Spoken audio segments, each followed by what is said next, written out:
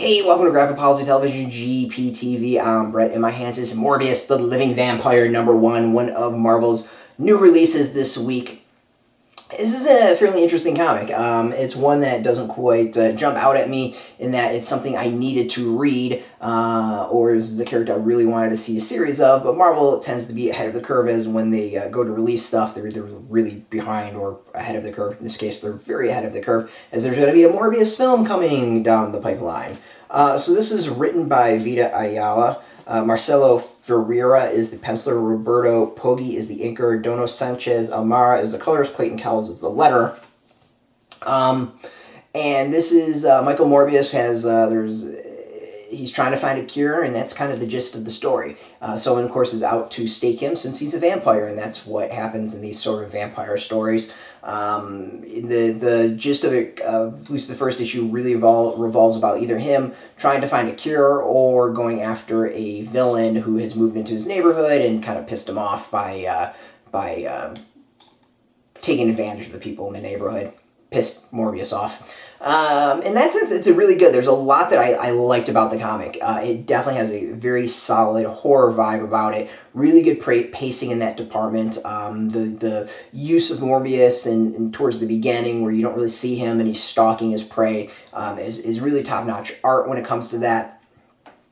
So I really like the pacing. I think the only issue I had is towards the second half. There's a scene with Morbius. It flips back to who the main villain's going to be, or at least a villain is going to be, and then back to Morbius again. I think I would rather have had the two Morbius segments be one segment that's ongoing, and then have the villain reveal, or have the villain reveal, and then the Morbius segment after that. I think that's probably my only issue with the comic itself, is I just wasn't 100% in on how it was broken up as far as the story itself. The art is pretty good, as I said. Like, I really like some of the work as far as keeping Morbius hidden in the shadows. Get some examples of that here. We can see one of his, I don't know, I'll call it victims, but one of the bad guys he's going after, kind of jacked up, dropped on the ground. Kind of a trope of a guy getting pulled up into the rafters. You know, that's pretty solid work, and then we get the eventual reveal that goes on. As I said, like it uses that trope, but I think it does it very, very well. So I liked it. It's a good issue. It's not necessarily one that completely blows me away, but I was entertained by it. I enjoyed it. If you're into vampire stories, it's kind of weird that this thing come out during Halloween. It really should have been a Halloween release. But if you are into vampire stories or the character, maybe Spider-Man's world, this seems to be like a good addition into everything. And I'm kind of interested in seeing where it goes. There's some really intriguing stuff towards the end of the comic. I'm kind of fascinated to see what Ayala does with the story. So, as I said, like, if you're into Spider-Man, if you're into Morbius, if you're into vampire stories, go check it out. In general, it's also just, it's a good read. It's entertaining, and I think worth picking up to spend the time and read it. So it's out in comic shops this week. You can go get it. We got a link beneath this video for comic shops, where you go put in your zip code, tell the shops near you. No shop, no problem. We do have affiliate links. There are affiliate links, so we get a small percentage of that by doing to help support our site, though.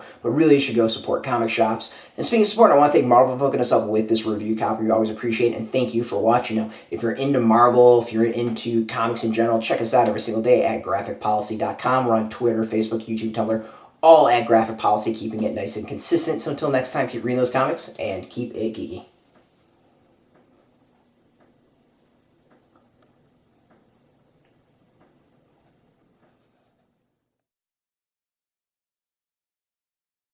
Hey, thanks for watching the previous video from Graphic Policy Television. Just by watching, you help support our site. Thank you so much. Now, if you're watching these videos, you probably care about geeky things like movies, television, comic books, toys, games, video games, you name it. You can go and subscribe right now to our YouTube channel to stay in touch and catch all the new videos, or check out our website at graphicpolicy.com. There's a nice link on this end of the video. But as always, thank you for watching. Keep on rocking and keep it geeky.